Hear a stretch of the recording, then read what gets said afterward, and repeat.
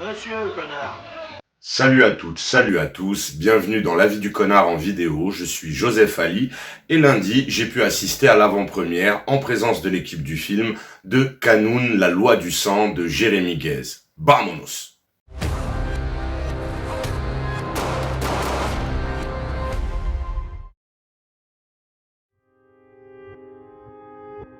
Quand j'étais petit, mon oncle avait tué quelqu'un au village.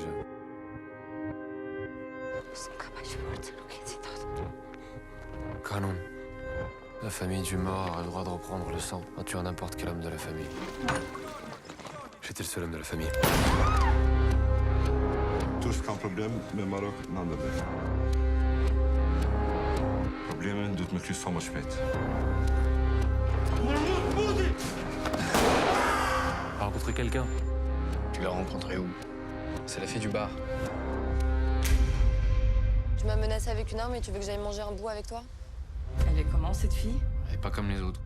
On va chez moi, non, on va rester là comme deux cons. Non, toi tu restes là comme un con, moi je viens chez moi. Sittekata, ha? Kijk, hoe schaan. Yardım dolayı vatan poçet kartseler. Niyetit katönüşün ojeti yakış robogen. Duymen zir hakımta. Pour toi c'est normal de tirer sur quelqu'un. Ça, il y a autant de bonnes raisons de se prendre une balle que de pas en prendre une. Hein.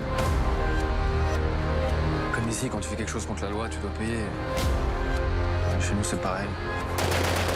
Tu payes.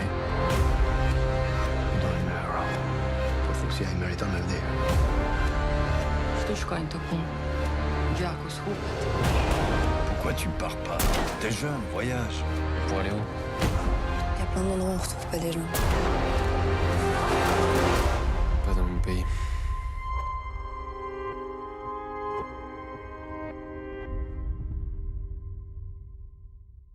Lorik est contraint de quitter sa mère alors qu'il est enfant pour échapper au Kanoun, la loi du sang des Albanais, qui autorise à quiconque dont un proche a été victime de meurtre de réclamer vengeance en faisant couler le sang d'un mâle de la famille de l'assassin. Plus tard, en Belgique, Lorik est un jeune voyou albanais qui travaille pour une organisation mafieuse. On va donc suivre cet homme de main et son comparse dans ce polar thriller qui recèle pas mal de qualités. Déjà, la photographie, alors j'ai personnellement pu transmettre mes félicitations au chef-op Grim van de Kerkhove. Ouais, du premier coup, ma gueule. Félicitations à lui qui a fait un super travail avec des prises de risque dans l'étalonnage, un travail des lumières, des couleurs, vraiment magnifique. Un vrai bijou à regarder, monsieur chapeau bas. La réalisation, elle est pleine d'âme, elle est ambitieuse, avec des idées ingénieuses en termes de placement et de mouvement de caméra. On a des belles transitions, on a pléthore de super plans servis par la fabuleuse photographie dont j'ai parlé juste avant. En plus, j'ai pu échanger avec le réalisateur après le film. Jérémy Guez, donc c'est son 3e long métrage et franchement, vu le travail que j'ai vu, c'est super prometteur. On a un métrage maîtrisé de bout en bout avec un savant dosage des ingrédients. Franchement, c'est du bon cinéma. Le seul bémol, ce sera des petites longueurs sur 2 séquences particulièrement dans le dernier tiers. J'ai personnellement trouvé que ça cassait le rythme et ça ôtait un petit peu de la dynamique qui avait été mise en place jusque-là. Pour ce qui est du scénario, j'ai surkiffé, c'est tout à fait mon style. C'est rythmé, ça dépeint bien les personnages sans mettre de côté ni faire trélincer l'intrigue. J'ai trouvé que tout ça était vraiment bien mis en place, bien écrit. Il n'y a pas de surécriture au niveau des dialogues. Ça n'empiète pas sur la narration visuelle. Vraiment, il y a beaucoup d'équilibre et c'est un scénario super bien écrit. Pour le casting, c'est vraiment au-delà des espérances. Wael Sersoub fait un excellent travail avec une prestation très juste. Et il est important de rappeler que le garçon n'est pas albanais. Il a appris les rudiments de la langue, je crois, en 3 mois pour le film, d'après ce qu'il nous a dit juste avant la projection. Donc franchement, excellent travail, bravo à lui. Le seul léger reproche qu'on pourrait faire, c'est lors d'une scène en extérieur avec sa partenaire féminine. J'ai trouvé que ça manquait un petit peu de complicité et d'alchimie entre les deux. On avait l'impression qu'ils se répondaient pas, qu'ils jouaient pas tous les deux. C'était un peu bizarre, mais bon. Sinon, ça enlève rien au reste de la prestation qui est vraiment très très bonne. Tukba Sunguroglu. Ils ont décidé de nous casser les couilles avec les noms. Tugba Sunguroglu. Tugba Sunguroglu, c'est très bon aussi. Tugba Sunguroglu, c'est très bon aussi. Beaucoup de présence, beaucoup de charisme, on sent une vraie personnalité. Un jeu qui oscille entre retenue et fort caractère, et c'est exécuté à la perfection.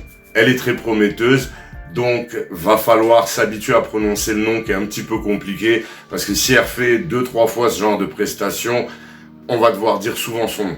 Arben Bajiktaraj.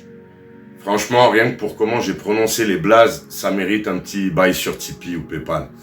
Donc, Arben Bajiktaraj, mec, t'es gang. On t'a vu avant la projection et mec, t'es motherfucking gang à mort. Blague à part, on sent le mec qui a de la bouteille, qui connaît le travail et ça doit vraiment être facile et un plaisir de jouer avec lui. Ce qui en soi est vraiment une qualité non négligeable chez un acteur. Cette qualité manque à beaucoup. La tendance à bonifier, magnifier celui ou celle qui vous donne la réplique. Donc bravo monsieur pour l'excellent travail que vous faites ici. Le reste du casting se comporte super bien. Et je vais pas citer tous les blazes parce qu'en fait, vu les noms, le type de nom, à chaque fois j'ai l'impression de me retrouver devant le tirage des lettres, au chiffre des lettres avant que le gars ait trouvé le mot. Moi je dis Hagra, Hagra. Hagla. Sinon, tout le monde a fait du bon boulot et du coup, Jérémy, t'as bien raison d'aimer tes acteurs. Les scènes d'action, bon, ça tient la route, c'est pas non plus faible, ça fait le taf, ça passe assez bien. La musique du film, alors c'est de la bombe. Il y a Kim Wilde dans un morceau, etc. Mais le score en lui-même du film, j'ai surkiffé. On a donc un métrage très équilibré, avec le bon dosage dans chacun des compartiments. On peut, c'est vrai, déplorer les 2 petites cassures de rythme dont j'ai parlé, mais franchement, ça n'enlève pas grand-chose à la valeur du métrage, qui reste un excellent film. La note, ce sera donc 7,5 sur 10, mais bon, on s'en cague, moi je suis qu'un connard qui donne son avis. Kanoun, la loi du sang, c'est une excellente surprise de fin d'année avec tout ce que j'aime. C'est un polar noir qui est aussi entre le film de gangster pur et le voyage d'un personnage plutôt attachant. On ne peut s'empêcher de sentir du pusher et on a dû bien casser les couilles au réalisateur avec cette histoire, à tort parce qu'en fin de compte, même s'il est inspiré, il livre un métrage avec sa patte et son écriture propre. La photographie, je ne peux encore que la louer et vous dire ce que j'ai dit au réalisateur donc en sortant. Ne lâche jamais ton chef-op, même si ses tarifs augmentent, paye. Une des plus belles photos que j'ai vues en 2022. Tout était là, du grain, de la couleur, des lumières, des ombres, des risques. Vraiment un bijou à regarder. Kanoun, la loi du sang, donc moi je le recommande fort, fort, fort, très très fort. Comme j'ai coutume de dire dans les lives d'Afro, les Albanais travaillent toujours très bien.